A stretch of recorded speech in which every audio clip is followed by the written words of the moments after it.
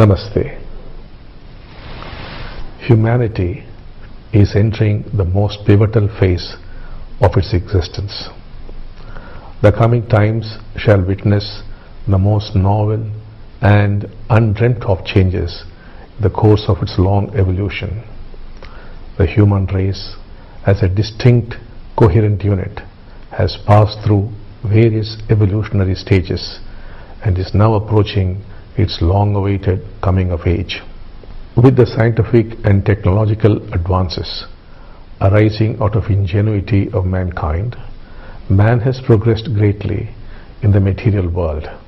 His inventions have made his worldly life more comfortable, yet he is unhappy.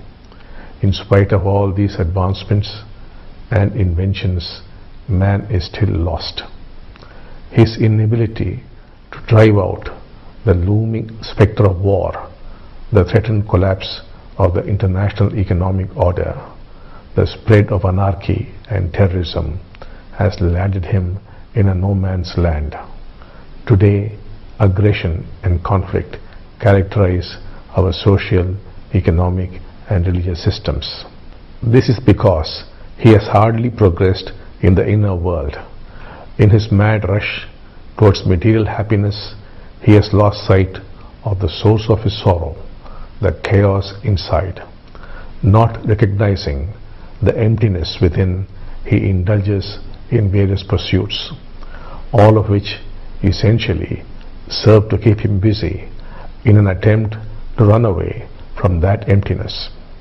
This can be seen by observing his constant attempts to set new goals to be pursued, and from his ceaseless quest for recognition in society. The consequence of this escapism is added mental stress, leading to conflict within the family, within society, and finally to global conflict. Life is a movement.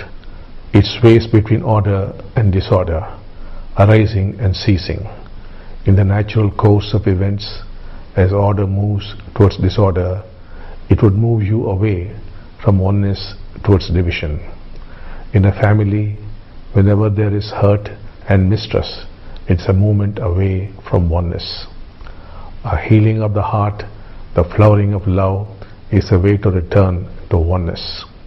As conscious beings, you could use the power of the Diksha to cause this flow to move back from division into oneness, to erect a social system which is progressive and peaceful, dynamic and harmonious, a system giving free play to individual creativity and initiative, but based on cooperation and reciprocity. When there is disorder in the family, in the community of nations, and the varied forms of life, the return to oneness within is possible. It is attainable through the acceptance of life and the experience of oneself without resistance. And there is an opportunity to raise life to a level of order and oneness. When the oneness phenomenon began, we received several revelations. These revelations pointed to an awakening in Africa leading to global change. The revelations showed that there would be a quickening of awakening across the planet starting with 2012. All one needs to be is a seeker with passion, one who is concerned about humanity and the suffering of all life. Those who have the passion within are the ones that would quickly get awakened. Once transformed, their very presence, their increased levels of awareness would naturally help others to move into higher levels of consciousness.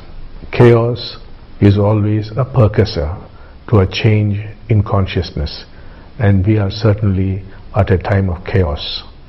Remember, therefore, that every challenge comes in the form of disorder and division. It is beckoning us towards a greater level of order and oneness. Since psychologically we are inseparable from the rest of humanity, every individual who awakens to oneness automatically impacts several thousands of beings. helping them grow towards a greater experience of reality and to discover newer ways of living and loving. You create a better planet for the present and the future. Namaste.